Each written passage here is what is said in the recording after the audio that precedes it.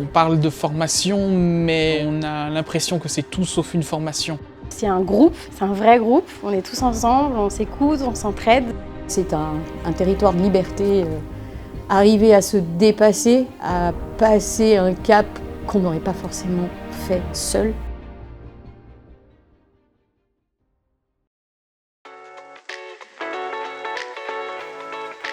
Il n'y a pas de jugement.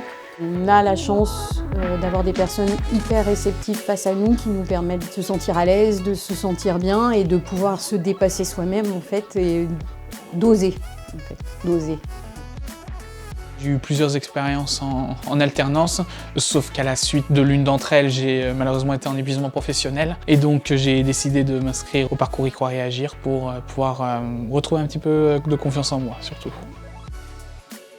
La force de ce programme et de ce parcours avec Y croire et agir, c'est d'aller chercher au fond d'eux ce qu'ils savent au fond d'eux, mais qu'ils n'ont pas réussi à mettre en lumière. C'était un parcours qui était hyper intense, très émotionnel et qui te pousse à vraiment réfléchir à ce que tu es et ce que tu vaux et ce que tu as envie de faire. Honnêtement, c'est ce climat qui permet à la fois de redonner confiance en soi et aussi d'avoir confiance en nous pour notre projet professionnel. Le pitch, c'est l'accomplissement en fait de ces 15 jours. C'est pas une finalité. Je le vois comme une ouverture vers l'avenir.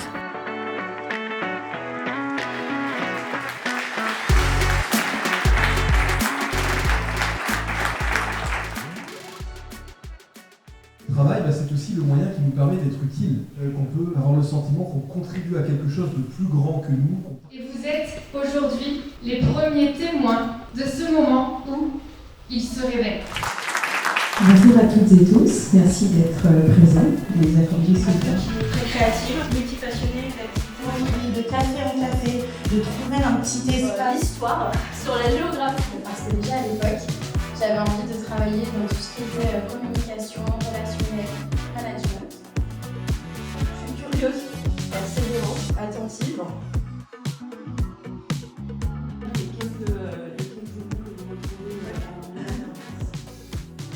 D'apporter des solutions innovantes. Dans mon accompagnement, par exemple, je vais pouvoir... J'ai été aussi extrêmement émue de constater qu'il y a des connexions qui se sont faites entre les uns et les autres avec de très beaux projets à venir. Je pense qu'on n'est pas sur la fin du cycle, pas sur le bouclage, mais bien sur le démarrage pour certains d'entre eux, pour la plupart d'entre eux d'ailleurs, d'une nouvelle histoire.